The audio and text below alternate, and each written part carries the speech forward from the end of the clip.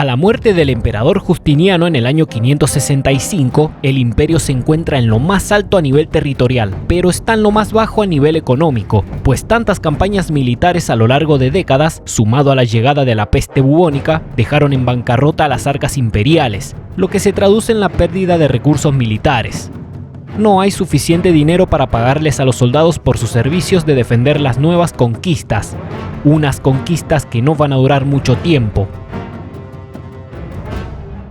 El sobrino de Justiniano es coronado como emperador con el nombre de Justino II. De lejos, da la sensación de que heredó un imperio extremadamente poderoso, mucho más que cuando Justiniano accedió al poder. Sin embargo, de cerca se ve la realidad. Heredó un auténtico desastre que no será fácil de arreglar.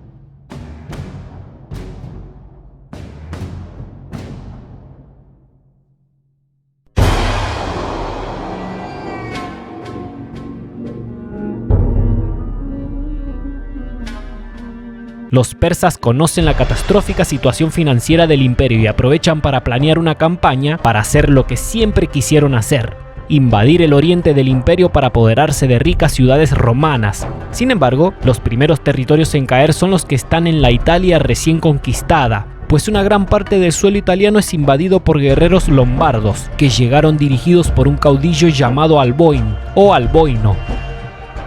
Otro frente de batalla se abre en el este cuando los armenios se rebelan contra los persas y piden ayuda militar a los bizantinos, que son aliados naturales cuando se habla de los persas y no pueden fallarse el uno con el otro, aunque esta vez será complicado apoyarlos porque los romanos ya tienen varios frentes abiertos a lo largo y ancho de todo su imperio.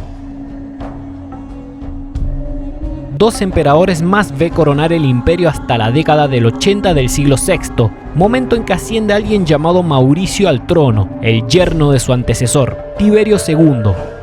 Mientras que en el este, el rey de los persas sasánidas, Cosroes II, se ve obligado a exiliarse en Constantinopla en el año 590 porque sufrió una rebelión que lo sacó del poder, y en Constantinopla se hace aliado de Mauricio, quien accede a ayudarlo a recuperar el poder en Persia a cambio de Armenia y de llegar a una paz favorable. Cosroes, apoyado por los romanos orientales, recupera el poder tras derrotar a su rival, Bahram VI, y la paz romano-persa se vuelve realidad, por el momento.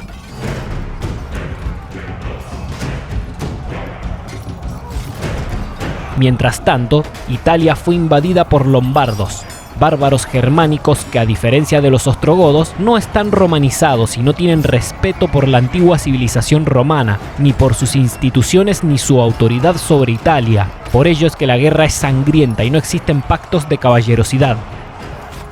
Los lombardos son mucho más salvajes que los godos y pasarán muchos años antes de que sean romanizados, por lo menos una generación. Esto obliga a que los romanos creen una nueva forma de gobierno por el gran territorio que tienen que controlar en la lejana Italia, una conocida como el Exarcado de Rávena o Exarcado de Italia. Entonces crean la figura del exarca, a quien le dan poder político y militar total, para que él mismo se encargue de mantener el orden en ausencia de las legiones orientales y no pierda valioso tiempo pidiendo permiso a Constantinopla para hacer cosas, gobernar y realizar campañas militares en defensa a los lombardos. El emperador Mauricio ordena fortificar las fronteras del norte de los Balcanes, una región que está empezando a convertirse en la más caliente de todo el imperio. Con el tiempo, superará a Italia y al oriente. En este lugar, múltiples tribus bárbaras están atacando posiciones romanas fronterizas, son eslavos y ávaros. Como para empeorar aún más la situación, la relación entre el ejército y el emperador, que ya venía siendo bastante mala, cae repentinamente por los suelos cuando Mauricio rechaza pagar el rescate por 12.000 prisioneros romanos, quienes son ejecutados por los ávaros como castigo.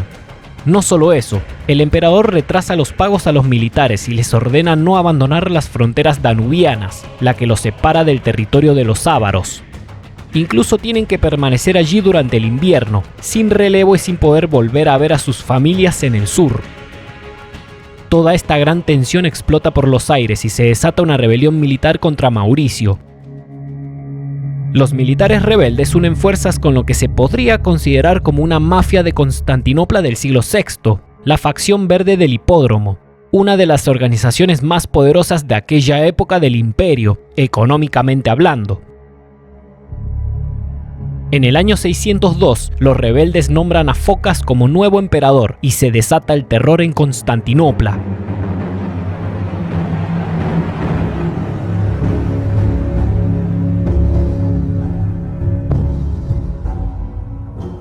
Una sangrienta persecución, ordenada por Focas, provoca la muerte de Mauricio, la de sus hijos y la de todos sus rivales, o todos aquellos que sean sospechosos de ser rivales, de Focas. Y como si se tratara de un rey bárbaro, Focas ordena que las cabezas decapitadas de Mauricio y sus hijos sean expuestas ante la atónita mirada de todo el mundo.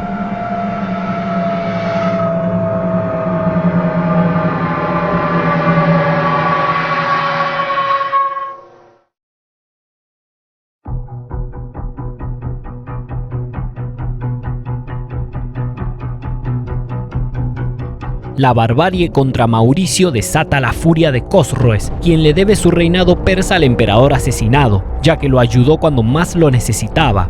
Por lo tanto, le declara la guerra a Focas, quien a su vez está en pleno conflicto con los romanos de todo el oriente, egipcios, sirios y palestinos, judíos y no judíos. Recordemos que en esta época los romanos llamaban palestinos a los que habitaban al sur de Siria, porque así se llamaba su provincia, sean judíos o no. Tampoco hay árabes y obviamente no hay musulmanes, por eso es que no hay que confundir con el concepto de palestino que se usa hoy en día. Hoy da la sensación de que se designa como palestinos a los descendientes de árabes que viven en esta región, pero en aquellos tiempos eran los que vivían en la provincia romana de Palestina, independientemente de que sean judíos o no judíos. El conflicto que Focas tiene con ellos es religioso, ya que persigue al cristianismo monofisista y a la tradición judía de no ser cristianos. Con tantos enemigos en el oriente, todos estos romanos orientales prefieren unirse al rey Cosroes, y por ello es que el rey persa se envalentona para invadir territorio romano, ya que cree que no tendrá mucha oposición. Mientras tanto, en el suroeste del imperio, los cartagineses romanos también se rebelan contra Focas.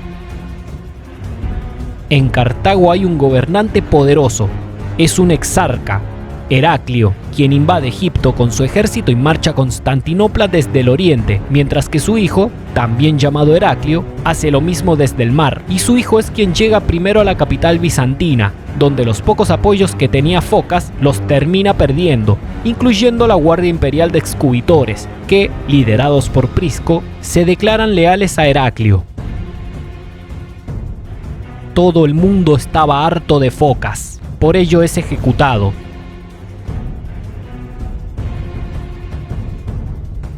La caída de Focas le dice al rey persa que su viejo aliado Mauricio ha sido vengado. Sin embargo, Cosroes no puede creer lo fácil que le ha sido penetrar con su ejército en territorio romano, aunque solo fue porque contaba con el apoyo de los gobernantes locales, porque estaban en contra de Focas. Además, el rey persa está tan cerca de Constantinopla que no pretende irse. Esto es lo que desata la guerra entre los romanos y los persas. Algunos la considerarán como la primera gran cruzada, otros como la última gran guerra de la antigüedad. Lo que sí es verdad es que será la última y definitiva guerra que librarán estos dos irreconciliables bandos, los romanos bizantinos y los persas sasánidas.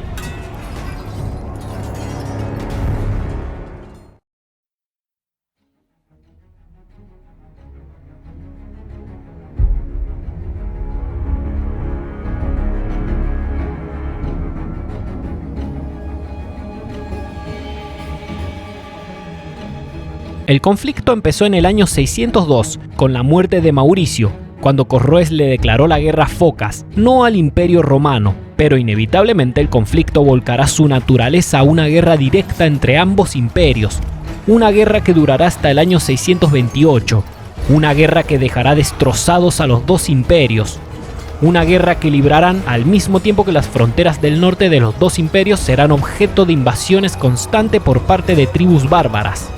Eslavos y ávaros en las fronteras bizantinas, tribus túrquicas en las fronteras persas.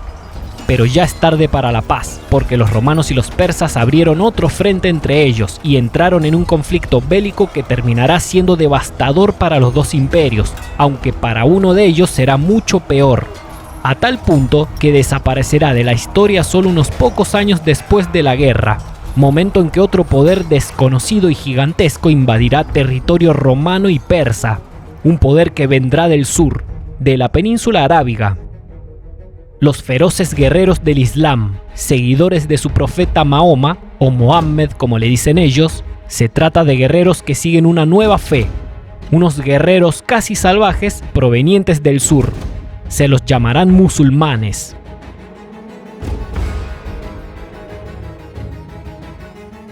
Al Imperio Romano de Oriente le espera una dura prueba de fuego. El imperio solo tiene dos opciones: sobrevivir o morir. Si el video fue de tu agrado, sentite libre de comentar lo que quieras, de darle me gusta al video y de compartirlo. Te deseo buen día.